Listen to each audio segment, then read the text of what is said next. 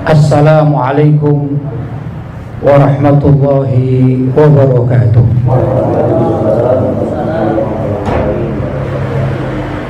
Alhamdulillah, wassalatu wassalamu ala rasulillah Sayyidina Muhammad ibn Abdillah wa ala alihi wa sahbihi wa man wala wa la hawla wa la quwwata illa billah, amma ba'd. Hadratul Mukarramin, Ma'asyiral Asatidzah Al-Kurama, para hadirin jamaah rutinan Majelis Wirdus Sakron yang dirahmati oleh Allah Subhanahu wa taala. Alhamdulillah, pagi hari ini saya bisa bertemu dengan bapak-bapak semua untuk yang kesekian kali. Mudah-mudahan doa setiap kita bertemu, kemudian kita mengatakan pada akhir majelis, biasanya kita katakan mudah-mudahan pertemuan ini bukan hanya sekali dua kali, tapi berkelanjutan ila yaumil qiyamah, sampai kelak di hari akhirat. Mudah-mudahan itu yang diterima oleh Allah SWT. Bapak-bapak, saudara-saudara hadirin yang dirahmati Allah, pada pertemuan yang kesekian atau dulu saya datang di majelis ini, saya juga pernah menyampaikan satu ayat. Bismillahirrahmanirrahim. Kam min fi'atin qalilatin ghalabat fi'atan katsiratan bi'iznillah. Berapa banyak kelompok yang kecil tapi mampu untuk mengalahkan pasukan yang lebih besar. Itu semua dengan izin Allah Subhanahu wa ta'ala. Majelis Wirdus Sakron yang saya tahu sejak beberapa kali hadir, ya jumlahnya belasan atau paling tidak kata orang Jawa likuran berkisar kanan kiri 30 orang. Saya tentu tidak tahu kalau hadir semua itu berapa, saya tidak tahu karena tidak menetap di Banyuwangi.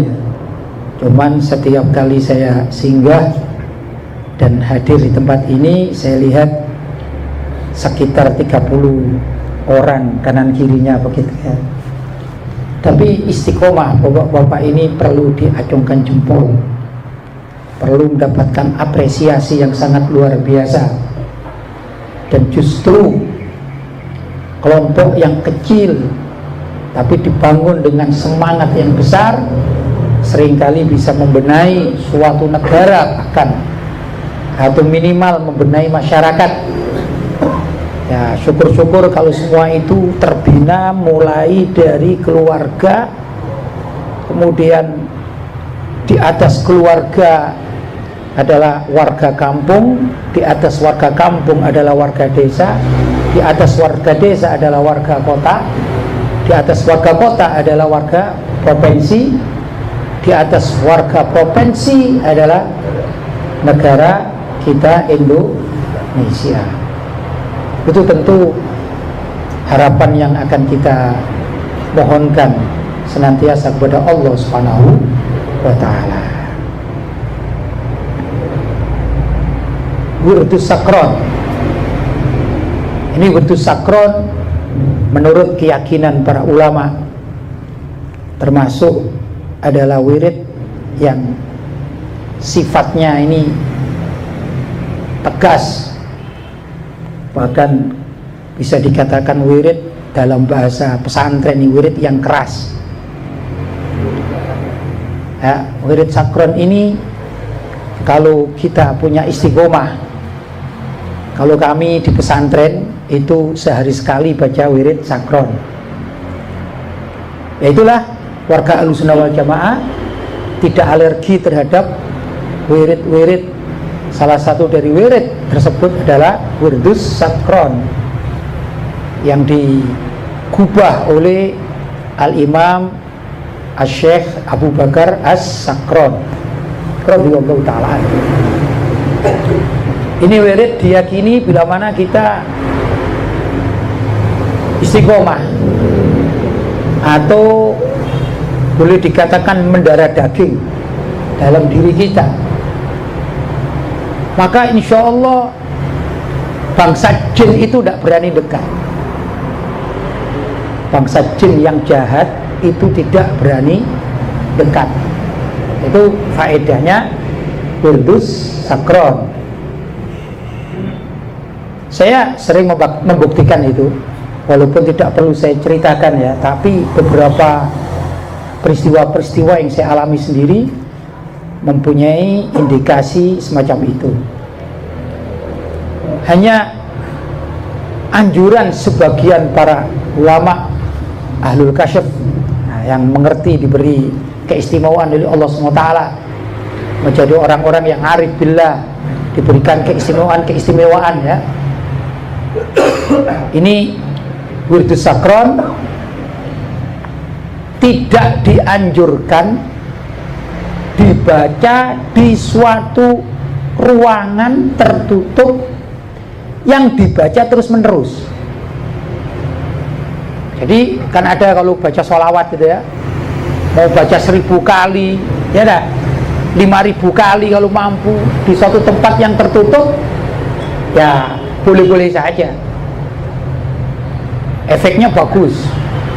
Tapi kalau wirdus sakron menurut sebagian riwayat ini tidak dianjurkan untuk membaca banyak wirdus sakron di satu tempat yang tertutup, karena sifatnya ini panas dan pengaruhnya besar. Ada satu kejadian yang pernah saya alami. Barangkali peristiwa ini sekitar 15 tahun yang lampau. Ringkas cerita, suatu saat saya diundang di Pondok Lirboyo untuk seminar masalah Syiah. Saat itu ada isu-isu bahwa orang Syiah juga mau datang. Jadi saya termasuk narasumber di Pondok Pesantren Lirboyo. Kemudian diisukan ada kelompok Syiah yang akan hadir, yang akan mengacaukan seminar itu. Maka dapat berita semacam itu, saya diantarkan oleh seorang Habib yang cukup sepuh. Beliau bernama Habib Muhammad Al-Baqir Muladawilah dari Malang. Saya diantarkan, beliau mendampingi sampai ikut seminar, sampai pulang. Dalam perjalanan itu ya, karena ada rasa, namanya seminar itu kan perang pemikiran ya, apalagi kalau mau dihadiri musuh. Tentu saya berpikir bahwa saya harus menerangkan dan saya tidak boleh merasa takut berapapun orang Syiah yang mau datang. Secara tidak sadar saya ini baca wirdus sakron di mobil. Selesai saya baca lagi. Alhamdulillah saya hafal. Selesai saya baca lagi. Selesai sampai di tempat. Sampai seminar sampai selesai, alhamdulillah tidak terjadi apa-apa dan tidak ada orang Syiah yang mengacung atau mendebat. Saya tidak tahu datang atau tidak datang juga tidak tahu, tapi yang jelas seminar itu alhamdulillah sukses, aman, tentram, alhamdulillah sampai saya pulang. Tapi perjalanan itu menjadikan saya senang membaca Wirdus Sakron. Sampai pulang ke rumah saya baca Wirdus Sakron. Nah, kebetulan di rumah saya ada tamu family dari Surabaya. Beliau ini sama keluarganya, saya ditunggu, ternyata minta diantarkan ziarah wali-wali atau ulama-ulama yang ada di Madura. Karena saya datang, kemudian saya bilang ya sudah, yang penting saya bisa tidur di mana? Di mobil, ya bismillah, sudah berangkat. Ringkas cerita, berangkatlah saya dengan rombongan keluarga dari Surabaya. Ya, ada bapak, ada ibunya, family ya, ada anak-anaknya, ya biasalah rombongan keluarga. Tapi saya istirahat di mobil ini tak henti-hentinya, nggak tahu ya apa ceritanya. Saya ini kok baca sakron saja. Saya duduk di depan sebagaimana biasa. Sebelah saya ini namanya Pak Sofyan Hadi ya. Mungkin Ustaz Dua ini pernah dengar karena beliau pernah di Singosari. Kami punya keluarga panggilannya itu Cak Pang gitu, jadi kakaknya Komari. Kenal, alhamdulillah Ustaz Dua ini kenal ya. Berangkat sampai ke Madura, sehingga beberapa ulama-ulama yang saya temui, yang saya kenal, juga pada makom para ulama yang sudah meninggal dunia, keliling hari itu sampai ini cerita malam hari. Akhirnya kami sampai di daerah Luk Gulu. Daerah Luk Gulu itu saya punya teman kiai yang jauh lebih sepuh dari saya waktu itu. Beliau sama-sama alumni Mekah. Beliau bernama Kiai Wakid ya. Saya bilang sama beliau, Kiai, saya dengan keluarga kalau diizinkan saya akan nginep di rumah panjenengan. Akhirnya oleh Kiai Wakid dipersilakan. Ya mari saya tunggu. Jam berapa datang? Wah, ini saya perjalanan ini sudah malam ini. Nah, bapak-bapak yang dirahmati oleh Allah, saya tetap saja baca sakron ini ya di mobil. 2 kali mobil itu mogok. 2 kali mogok mobil dalam perjalanan. Tapi saya menyikapinya ya biasalah. Namanya mobil ya, biasa namanya mobil. Yang aneh saya temui sendiri waktu itu, tatkala malam hari kita sudah setelah Isya itu ya, jalan di satu tempat menuju ke daerah Lugulu ini agak naik gunung gitu. Terus di situ ada kantor Kodim ya, Koramil. Ada Koramil. Tepat di dekat Koramil ini saya ada perasaan yang bagaimana gitu ya. Karena sebelum masuk di wilayah situ, di dekat Koramil itu, namanya saya orang Malang ya, bukan orang Madura, jadi tidak begitu tahu persis kebiasaan orang Madura ya. Ini ada 3 orang laki-laki, ini bawa celurit, nah, dengan kemul-kemul sarung, bawa celurit. Ya, saya lewati. Tapi kan orang Madura biasa ya bawa celurit ya. Cuman saya sebagai orang luar itu satu, kedua juga terpengaruh dengan akan seminar yang saya terus baca sakron tadi itu kan rentetan ini ya. Subhanallah, itu Wirdus Sakron saya baca lagi, tidak tahu karena ada rasa takut. Ini jangan-jangan perampok ya, jangan-jangan membegal kan gitu ya. Orang Madura bawa celurit ya, mungkin pulang dari sawah atau pulang dari dia punya kerjaan kan tidak tahu kita.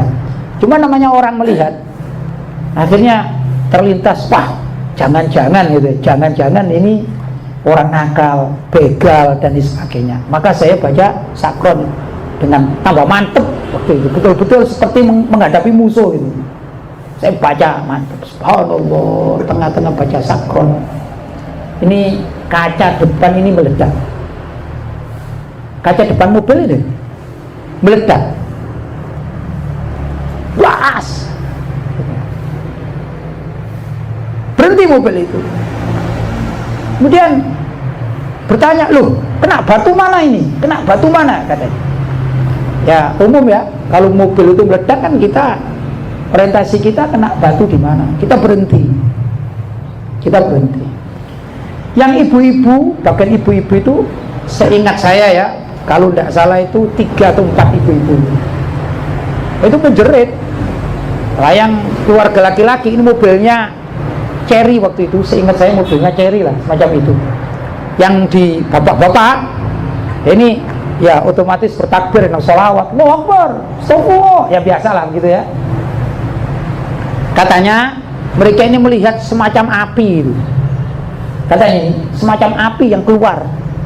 Akhirnya kita berhenti karena ada koramil. Saya katakan masuk aja, kita masukkan di koramil ya, kantor koramil.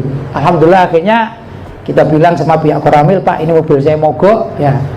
Nah, ditanya mau kemana, saya katakan saya tadi telepon kepada Kiai Wakid, akan singgah di rumah beliau. Oh ya, Kiai Wakid juga teman kami itu.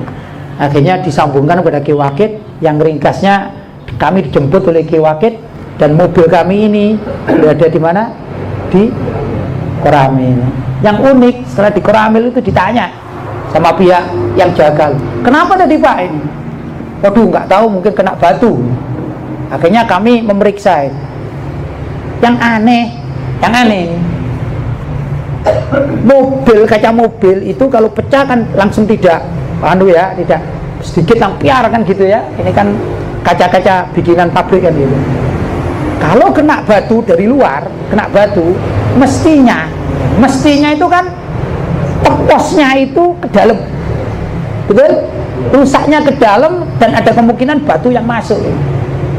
Tapi kami baru menyadari setelah berhenti dan diperiksa bareng-bareng dengan orang koramil itu, pegawai koramil. Ternyata ini tembusnya atau terdorongnya ini keluar. Jadi teposnya itu begini. Akhirnya kita bincangkan, loh kenapa kok begitu? Sudah ada yang bilang ya tadi saya melihat seperti kilatan api begitu. Ya, ini saksi hidupnya masih ada ya.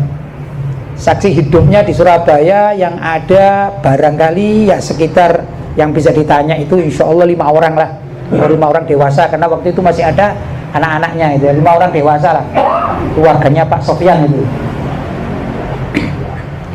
Selesai akhirnya kami dijemput oleh Kiai Wakid, diajak ke rumahnya. Nah kemudian ditanya, ya diinterogasi lah kalau bahasa sekarang, karena saya waktu itu masih anak muda ya. Kemudian beliau sudah sepuh, kalau tidak salah usia beliau sekitar 50 tahun, sedangkan saya ya tidak lebih dari sekitar 30 tahunan, jadi beliau jauh lebih senior daripada saya. Sekarang almarhum beliau. Kemudian setelah ditanya kenapa ini, lama-lama saya mengaku. Tapi pengakuan saya ini ya juga tidak terpikirkan gitu ya, tidak terpikirkan. Saya katakan, apa begini Kiai, saya ini kan kemarin seminar di Lirboyo kan gitu. Saya cerita bahwa saya akhir-akhir mau berangkat seminar itu diberitakan bahwa ada orang Syiah yang mau datang dan akan mengadakan keributan, sampai saya ini baca sakron. Karena saya hafal sakron dan saya senang wirdus sakron, ya saya baca terus. Ringkas cerita, sebagaimana tadi saya terangkan, maka komentar Kiai Wakid mengatakan begini, Ustadz, untuk berikutnya antum jangan sekali-kali baca wirdus sakron di ruang tertutup, karena wirdus sakron ini sifatnya keras, panas gitu ya. Nah ini bisa meledak itu kalau di ruang tertutup, dan saya tanpa sadar, tanpa sengaja sudah membuktikan yang demikian ya. Yang unik salah satu dari mogok ini ya, dari mogoknya mobil itu waktu diperiksa, kebetulan Pak Sofyan ini orang bengkel, saudara saya ini sepupu dengan saya, sepupu ini orang bengkel, diperiksa subhanallah di saluran bensin ya, dari apa namanya, dari tangki ke mesin ini. Di situ ada gumpalan semacam batu yang kata Pak Sofyan ini tidak masuk akal ini. Kok ada batu di saluran apa namanya bensin ini? Nah, rupanya ini menggumpal berkat atau karena terpengaruh dengan Wirdus Sakron, ya, akhirnya mobilnya ini seingat saya mogok 2 kali dalam perjalanan. Yang terakhir meledak, mungkin tidak kuat karena kebanyakan Wirdus Sakron. Nah, ini luar biasa ya, Wirdus Sakron ini pengaruhnya luar biasa. Karena itu bapak-bapak, walaupun dalam kelompok yang kecil, jangan merasa kecil, karena wirid yang antum baca ini mempunyai kekuatan yang sangat luar biasa. Itulah keyakinan dari kita golongan Ahlus Sunnah wal Jamaah. Dan yang paling utama adalah istiqomah. Saya melihat jamaah ini sangat istiqomah. Mudah-mudahan suatu saat tatkala kita dipanggil oleh Allah SWT, tetap dalam keadaan istiqomah sebagai jamaah apa tadi? Wirdus Sakron, ya. Tentang istiqomah itu punya pengaruh yang sangat luar biasa. Ini ada suatu hikayat yang sering saya bawakan di mana-mana. Mudah-mudahan bisa diambil manfaatnya, walaupun saya sampaikan secara ringkas. Dulu di Mesir itu ada seorang alim, beliau bernama Syekh Abdullah bin Wahab Al-Masri. Ini orang alim yang kebiasaannya itu menerima pengaduan masyarakat. Di samping beliau ahli dakwah, mengajar di beberapa tempat, di masjid-masjid, ya, musola-musola. Beliau tempat konsultan masyarakat. Hingga waktunya ini habis untuk meladeni masyarakat. Waktunya habis untuk memenuhi keinginan masyarakat. Ya, memang begitulah umat Islam, ya. Kalau ada orang ulama yang bisa mengerti keadaan umat, maka pasti akan menjadikan rujukan. Bahkan kadang-kadang urusan yang kecil saja ini ditanyakan pada ulama.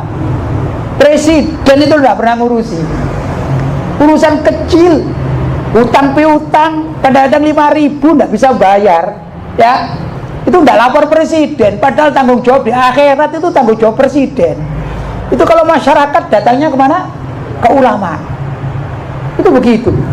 Jadi beliau juga ngurusi yang kecil-kecil.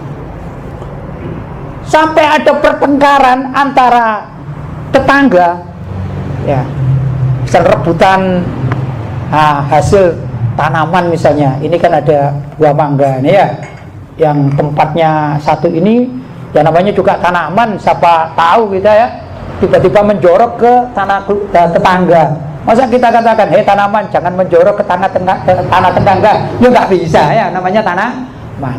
Tapi seringkali kalau tidak disikapi dengan arif dan bijak, antara dua tetangga ini menjadi pertengkaran. Biasanya seringnya orang-orang yang demikian ini dimulai laporan konsultasinya kepada ulama. Ya, walaupun nanti diselesaikan secara kenegaraan, tapi biasanya yang dimulai dengan peristiwa-peristiwa kecil semacam itu adalah datang kepada para ulama, bukan kepada presiden, bukan kepada gubernur, bukan kepada bupati. Tidak, umumnya orang-orang itu mendahulukan para ulama. Demikian, kan?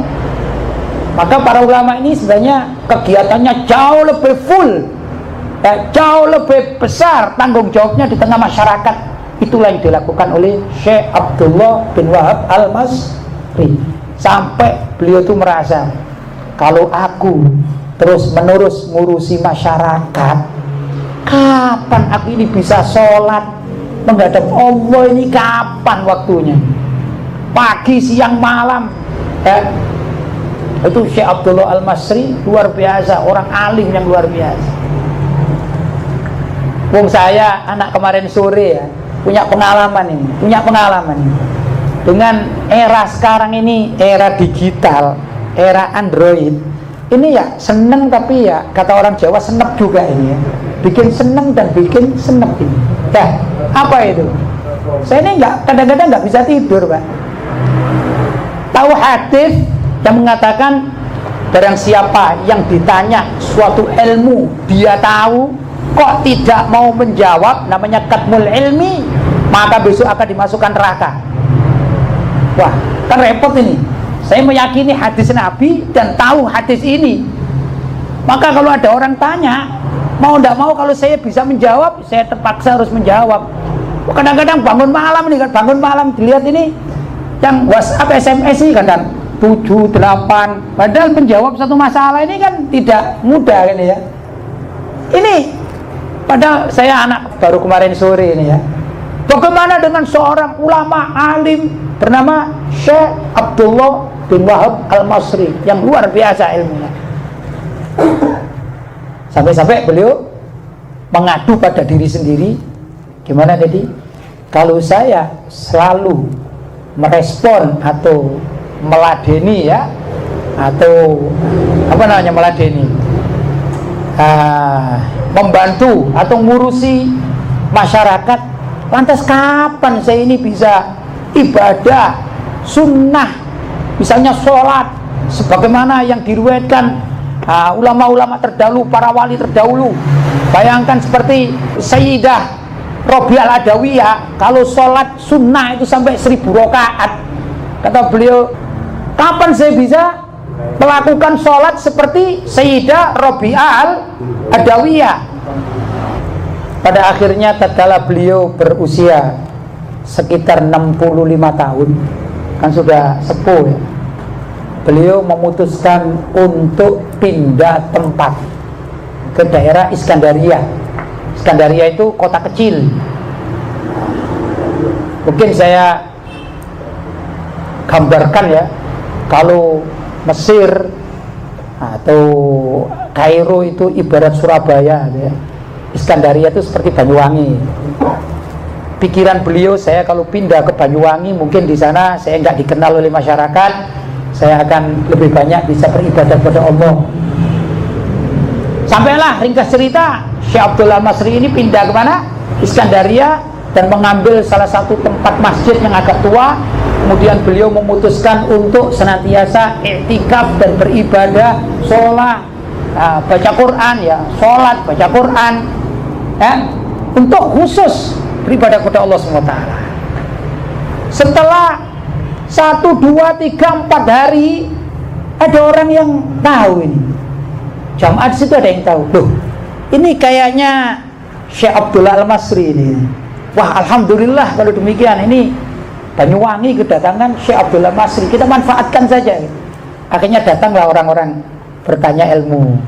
Ya Syekh, kalau boleh saya akan bertanya, kemarin kita ada kejadian ini dan itu ya, kami akan berkonsultasi karena saya tahu Anda adalah Syekh Abdullah Al-Masri.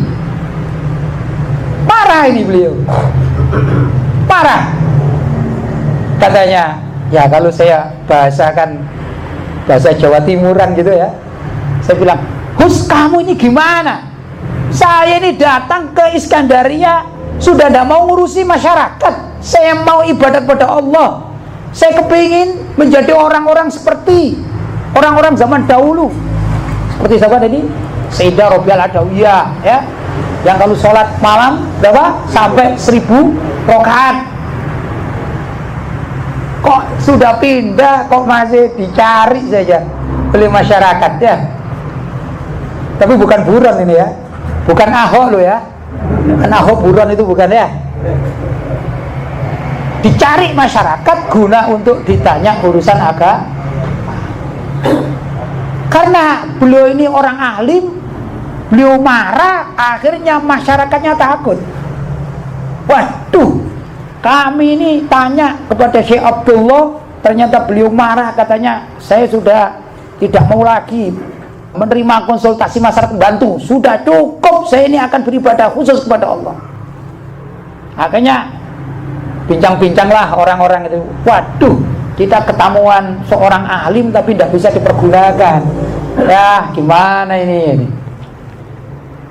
Setelah kejadian itu 2-3 hari berikutnya ada anak muda datang ke masjid menemui Syekh. Kata anak muda ini mengatakan, Syekh, apakah anda yang namanya Abdullah bin Wahab al-Masri? Ya. Kenapa? Sudah siap-siap marah ini. Sudah siap-siap marah ini ganggu lagi nih anak muda ini ya. Begini Syekh, kemarin saya ini mimpi. Saya melihat satu masjid besar seperti Masjid Al-Haram Mekah. Di situ saya melihat ada Rasulullah SAW. Di samping kanan ada Sayyidina Abu Bakar, di samping kiri adalah Sayyidina Umar. Di depannya itu aku melihat engkau ada di situ. Ringkas cerita, ya, tentu kalau cerita panjang ya.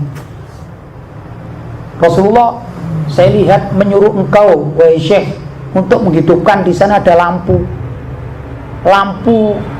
oblek, lampu damar, lampu apa namanya?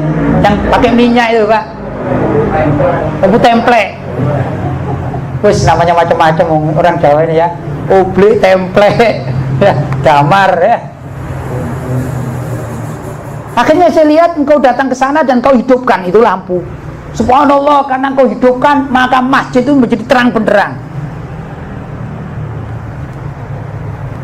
Saya melihat seakan-akan saya ini beberapa hari ada di masjid itu, Syekh. Tapi setelah beberapa hari saya melihat lampu ini mau mati lagi.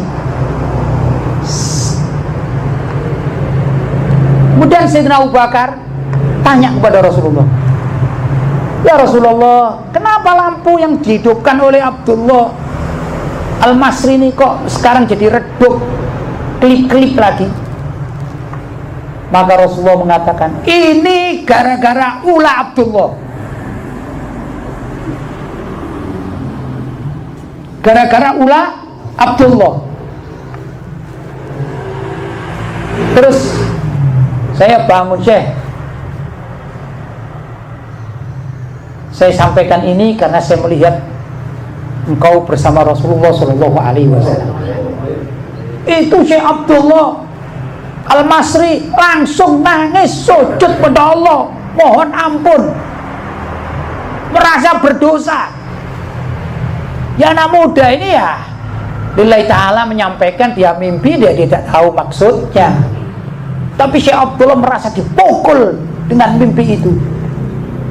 Karena ucapan Rasulullah SAW ini gara-gara Abdullah. Kenapa? Syekh Abdullah tahu persis atas dirinya sendiri kejadiannya, karena beliau tatkala di Mesir, di Kairo di Mesir kota, beliau adalah seorang mubaligh, dai, ulama yang menjadikan rujukan umat. Dan sekarang pindah ke Iskandaria, meninggalkan semua itu, tujuannya hanya untuk ibadah kepada Allah saja, untuk dirinya. Perlu diketahui, sabda Nabi Muhammad SAW mengatakan, khairun nas anfa'uhum lin nas, sebaik-baik orang itu yang paling manfaat untuk orang lain. Kalau menyampaikan ilmu, musyawarah, berjamaah semacam demikian ini, ya dah, manfaatnya banyak. Keluar masuk kampung, bapak-bapak mengadakan widus sakron, bisa mewarnai masyarakatnya. Itu jauh lebih bagus daripada wirid sendirian untuk kepentingan diri sendiri. Jadi Syekh Abdullah ini menyadari, dan beliau menyatakan keliru kalau sebelumnya menyangka bahwasanya ibadah yang sendirian, mau sholat sendirian, iktikaf sendirian, ya ada zikir sendirian kepada Allah, dianggap lebih afdal daripada beliau menyampaikan ilmu agama. Ternyata Rasulullah marah. Itu sebab beliau menangis jadi-jadinya. Maka sejak itu beliau membuka lagi majelis taklim yang bermanfaat untuk masyarakat setempat. Ini namanya istiqomah di dalam menyampaikan ilmu. Bapak-bapak istiqomah di sini dalam berzikir berjamaah. Ini perlu dilestarikan sampai kapanpun, sampai meninggal dunia. Seorang tabi'in, bahkan dikatakan kibarut tabi'in, tokoh terbesarnya dari kalangan tabi'in. Siapa tabi'in itu? Para tabi'in adalah murid dari para sahabat. Sahabat adalah murid langsung dari Rasulullah Shallallahu Alaihi Wasallam. Tentu di kalangan para sahabat ada orang tokoh-tokohnya atau pembesar-pembesarnya, dan ada masyarakat biasa. Itu umum ya. Kita di Banyuwangi kan ada tokoh-tokoh Islam, ya ada tokoh-tokoh ulama ada, tapi ada masyarakat biasa. Ini ya itulah masyarakat ya. Di kalangan para tabi'in juga ada tokoh-tokoh tabi'in, dan juga ada masyarakat biasa ya, muslim, masyarakat biasa. Salah satu dari tokoh tabi'in, beliau bernama Sayyidina Sa'id Ibnul Musayyib radhiyallahu ta'ala anhu. Beliau ini alim, semangat, alim dan semangat dalam kehidupannya, luar biasa. Sampai beliau ini ya diduluki kibarut tabi'in, pembesarnya orang tabi'in. Tatkala usia beliau sepuh, beliau tetap menjadi rujukan umat. Diriwayatkan, yang pernah saya baca, sampai usia beliau itu 90 tahun. Apa masih hidup? Oh ada, ayah saya sekarang usia 90 tahun juga masih hidup, masih seger, masih pergi ya, kadang juga ke Banyuwangi ya, usia 90 tahun. Jadi kadang-kadang usia yang semacam itu juga masih tegar gitu ya. Ada orang-orang yang diberi kekuatan oleh Allah Subhanahu wa ta'ala. Gak usah zamannya para tabi'in ya, zaman sekarang itu ayah saya sendiri Kiai Ghazali Alwi ya, itu usianya berapa? 90 tahun, masih mengajar ke beberapa tempat. Barangkali semacam itulah. Siapa namanya? Sayyidina Sa'id bin Musayyib radhiyallahu ta'ala anhu. Suatu saat di zaman beliau itu ada perang umat Islam melawan orang-orang Romawi ya, umat Islam melawan orang Romawi, tentara kafir, non muslim. Tentu pemerintahan saat itu ya menyiapkan yang namanya tentara-tentara itu, menyiapkan sebagaimana umumnya ya, sebagaimana umumnya. Coba kalau saya tanya, kira-kira kalau panjenengan jadi pemimpin negara atau pemimpin wilayah, misalnya Banyuwangi lah gitu ya, misalnya panjenengan ini salah satunya ya, misalnya bapak ini ya, misalnya jadi apa di sini, bupati apa bupati ya, bupati misalnya ya, terus akan menyiapkan pasukan pak ya, karena akan perang melawan musuh di wilayah lain. Kira-kira pilih yang tua-tua atau pilih yang muda-muda pak, yang gagah-gagah perkasa? Yang muda-muda pasti ya, namanya tentara. Ya konyol kalau pilih yang usia 80, 90 kan konyol namanya ya. Mungkin seperti bapak ini ya, usia sepuh ini ya. Saya gambarkan bapak ini, ya pak ya, usia berapa jenengan? 84 ya, hampir sama dengan Sayyidina Sa'id Ibnu Musayyib. Akhirnya disiapkanlah pasukan Islam untuk berangkat perang melawan pasukan Romawi. Ringkas cerita, itu Sayyidina Sa'id Ibnu Musayyib, tiba-tiba beliau yang alim itu ya, alim, beliau ini alim, bukan orang biasa, kibarut tabi'in, dan muridnya juga banyak, meriwayatkan hadis juga banyak. Tiba-tiba beliau ya, kalau zaman itu barangkali mengasah pedang. Sudah, beliau menyiapkan pakaian perangnya seperti bapak ini gambarannya ya, menyiapkan pasukan perangnya, pakaian perangnya. Akhirnya datang ke beberapa tempat, ditanya sama masyarakatnya, sama tetangga-tetangganya, wahai Sayyid atau wahai Imam, Wahai imam, kamu mau kemana? Katanya Sayyidina Sa'id ibn Musayyib mengatakan, saya akan bergabung dengan tentara-tentara Islam. Ya, di antara masyarakatnya ini bagaimana ya, ini tokoh sudah tua, semangatnya luar biasa, kasihan ini masyarakat. Wahai imam, sudahlah, engkau ini tidak memenuhi syarat untuk berangkat perang, tidak memenuhi syarat untuk berangkat perang. Biar kami saja yang muda-muda ini yang berangkat. Tapi apa kata Sayyidina Sa'id ibn Musayyib? Oh, jangan kira kalau saya sudah tua ini kemudian saya mundur. Jangan kira kalau saya sudah tua ini di medan perang saya tidak bermanfaat. Oh, sama sekali tidak demikian. Islam tidak mengajarkan semacam itu. Bahkan kalau saya datang ke tempat medan perang bersama dengan pasukan Islam, saya yakin anak-anak muda yang datang bersama saya, maka semangatnya ini akan datang berlipat ganda. Mereka akan mengatakan, yang tua saja berani, masa kami yang muda nggak berani? Subhanallah. Yang tua saja berani, masa yang muda nggak berani melawan musuh Islam?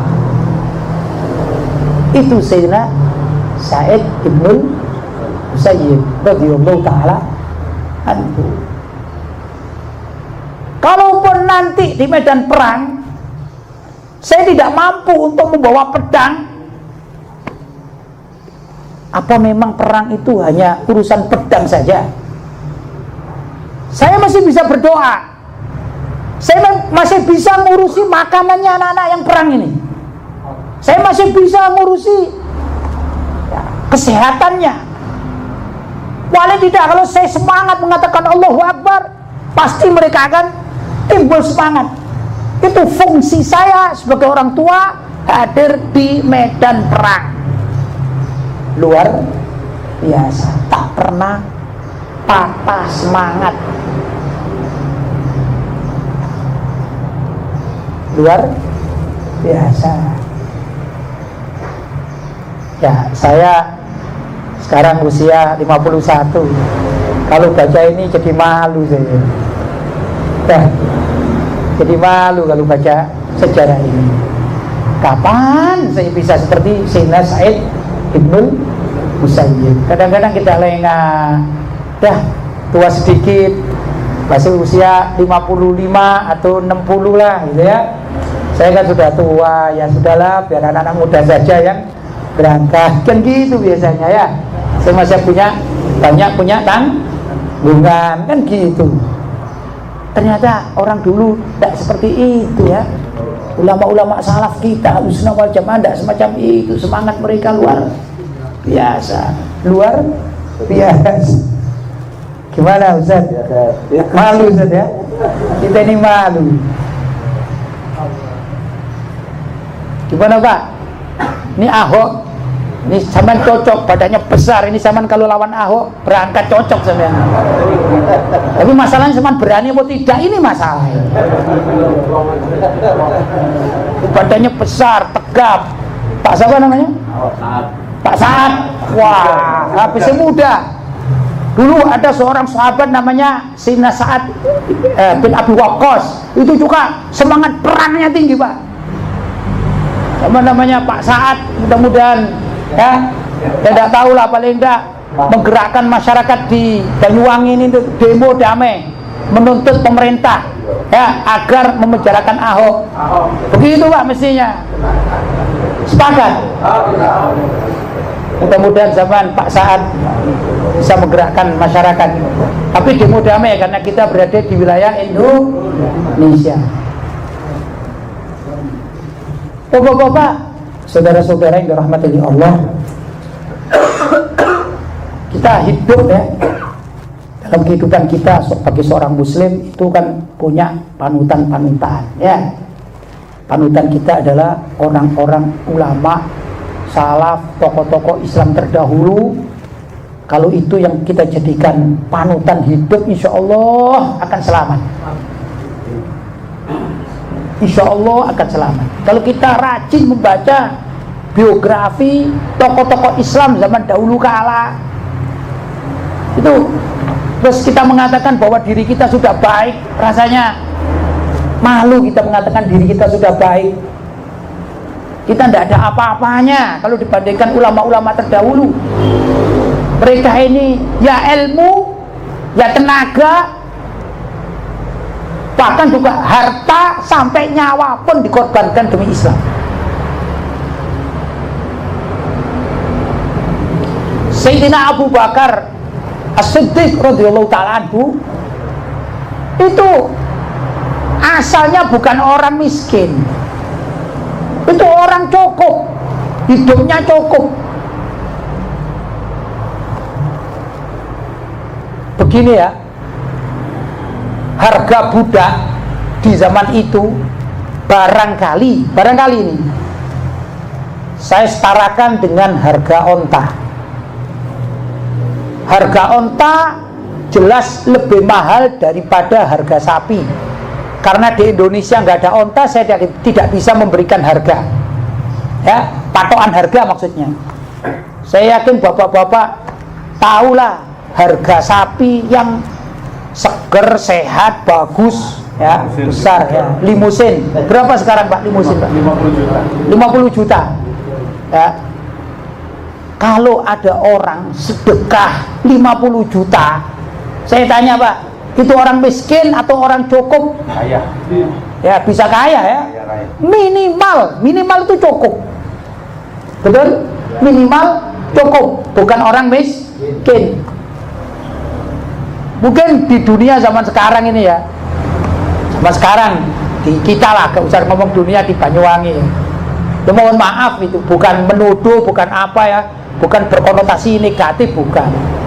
Kalau ada seorang yang pekerjaannya tukang parkir, dia muslim, baik, ahli sholat, kira-kira kalau mampu bersedekah berapa kira-kira Pak?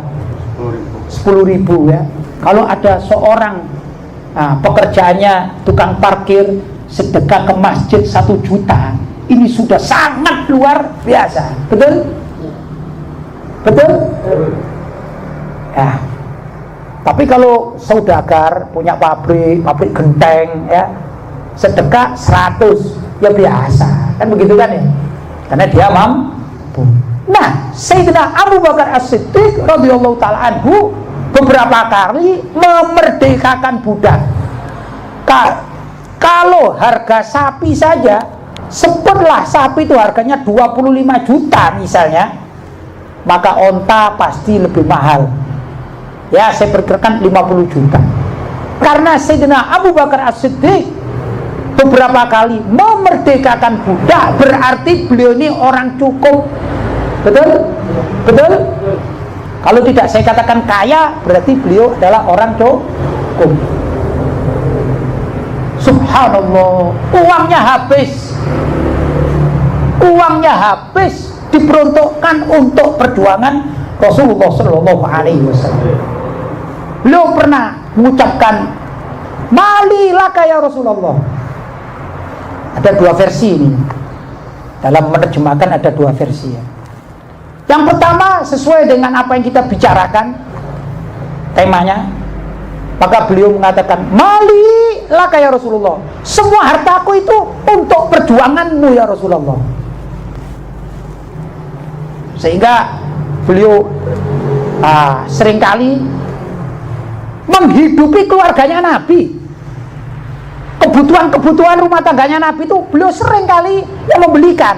Bukan membelikan begini, Nabi punya uang misalnya 100.000, kemudian mana ya Rasulullah uangnya 100.000 saya belanjakan, oh ini beli kecap, beli ini, bukan itu. Kalau itu namanya membelanjakan namanya ya.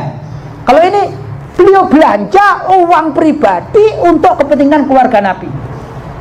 Jadi kalau perlu 100.000, beli beras, beli minyak ya, beli apalah gitu ya, beli sabun, pakai uangnya pribadi beliau Sayyidina Abu Bakar, kemudian diserahkan kepada rumah tangganya Rasulullah Shallallahu Alaihi Wasallam. Karena itu beliau mengatakan, mali, uangku, hartaku, laka ya Rasulullah. Itu satu. Versi kedua bacanya, li laka ya Rasulullah. Segala apa yang li menjadi milikku itu termasuk milikmu ya Rasulullah. Nyawaku pun ini milikku ya Rasulullah. Dan kedua, pemahaman ini sama dilakukan oleh Sayyidina Abu Bakar As-Siddiq. Bukan sekedar hartanya, tapi juga nyawanya pun diberikan kepada Rasulullah Shallallahu Alaihi Wasallam. Apa kita sudah pernah memberikan harta kita kepada Rasulullah, nyawa kita kepada Rasulullah? Sedikit kita ini.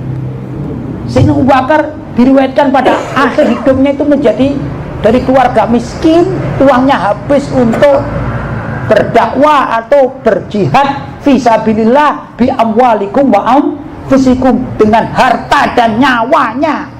Itulah Sayyidina Abu Bakar As-Siddiq radhiyallahu taala.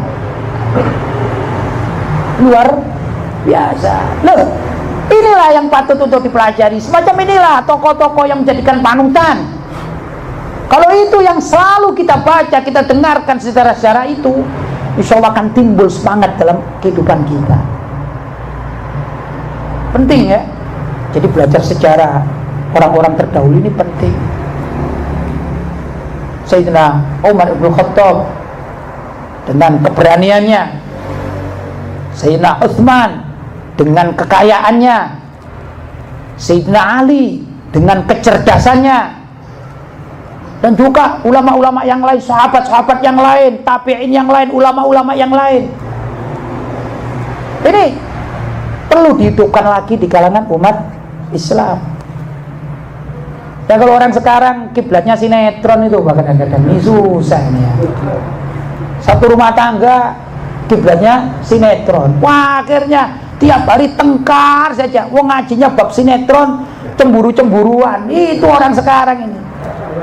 Betul? Betul? Ya, rumah tangga kita ini sudah kemasukan setan, Pak. Setan kotak. Tahu setan kotak, Pak? Apa itu? TV itu loh. Itu rumah tangga kita ini. Jadi lemah. Lemah gara-gara setan kotak. Ya. La haula wala quwwata illa. Ya, mudah-mudahan kita semua diampuni oleh Allah Subhanahu wa taala.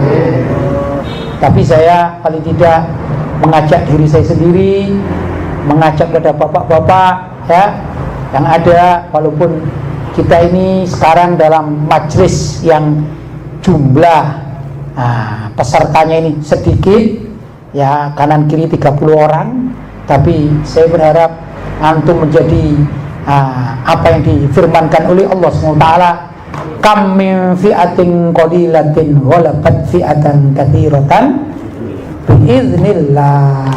Berapa banyak kelompok yang sedikit tapi dapat menggulingkan atau menghancurkan kelompok-kelompok angkara murka yang jauh lebih banyak biiznillah, karena izin Allah Subhanahu wa taala. Ahli Badar hanya 313, musuhnya orang kafir itu 1000 lebih. Tapi alhamdulillah ahli Badar diberi kemenangan oleh Allah Subhanahu wa taala. Tidak takut apapun ya, kalau sudah demi agama Allah. Begitu Pak. Ya, kalau saya boleh saran,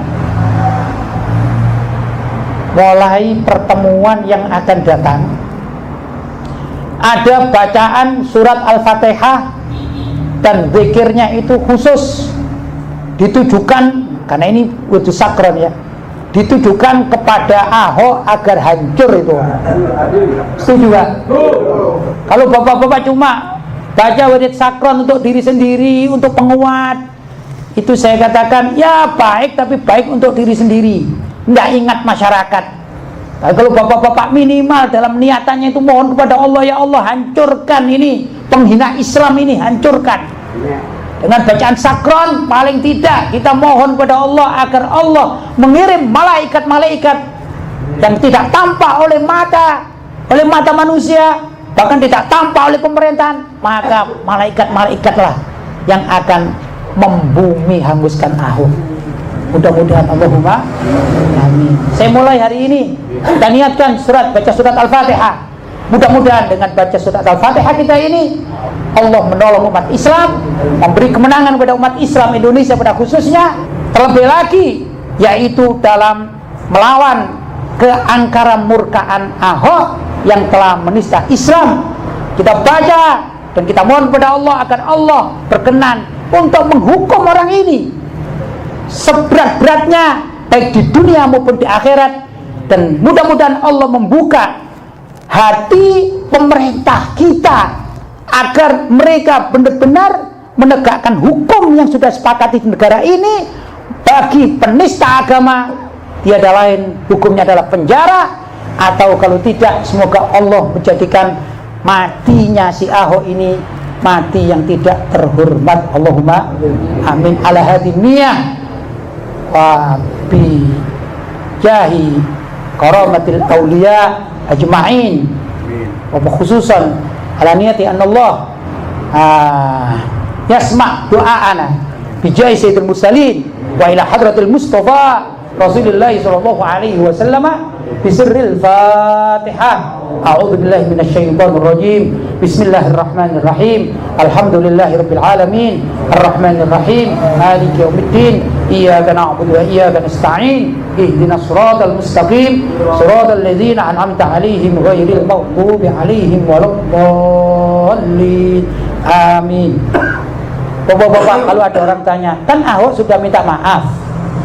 Ya dan bagaimana langkah kita? Kalau hukum berjalan, hukum di Indonesia ini berjalan sesuai dengan semestinya, kita terima maafnya. Tapi kalau hukum tidak berjalan di Indonesia ini, maka kita mohon kepada Allah akan menghancurkan siapa saja yang membela Ahok. Kan begitu, ya.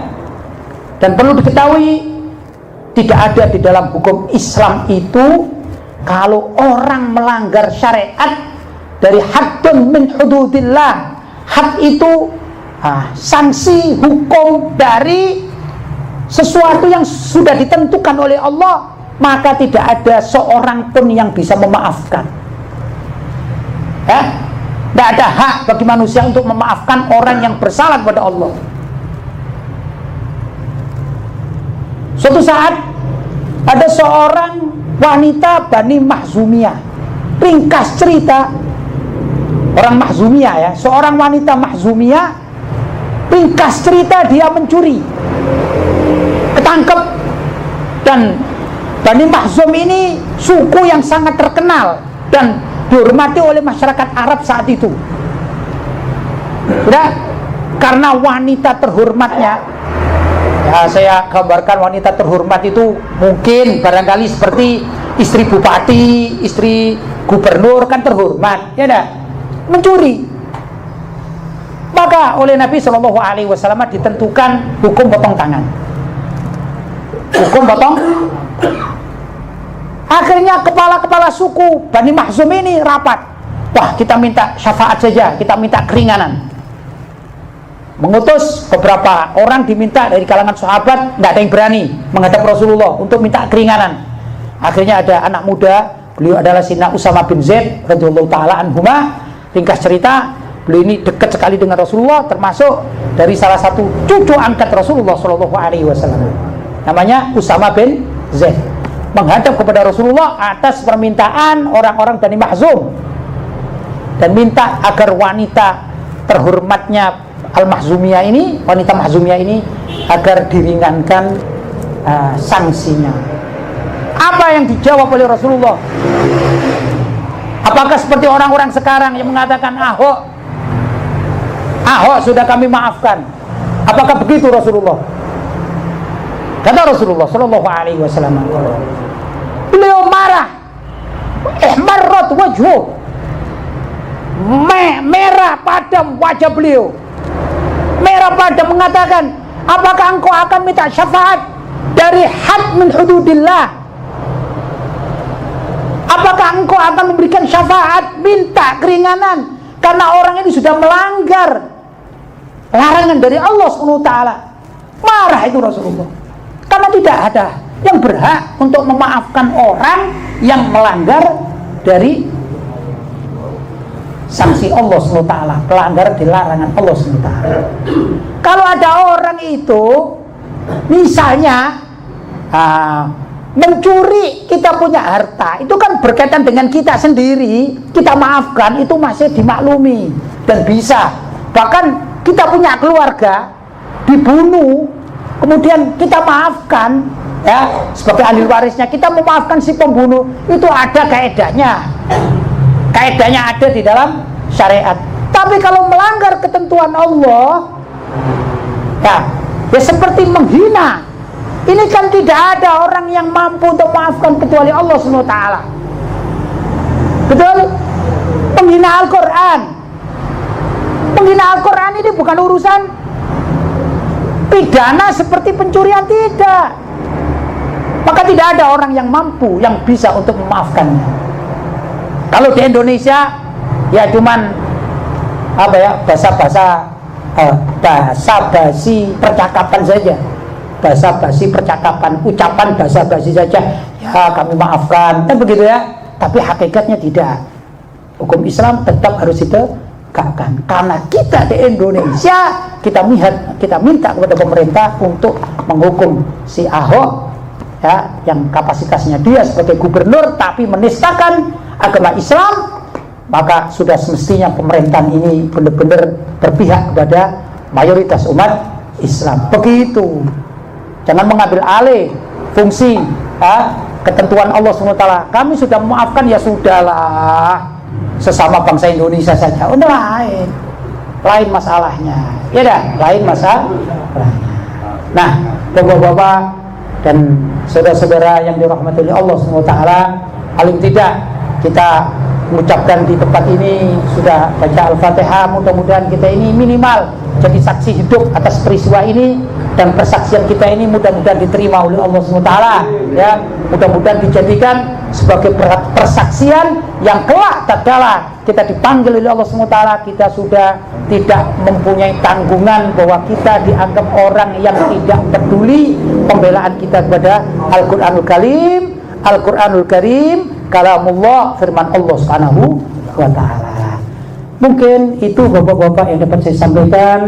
Kalau ada hal-hal yang kurang berkenan atau kata-kata yang tidak semestinya di masjid yang sangat mulia ini, saya mohon maaf yang sebesar-besarnya.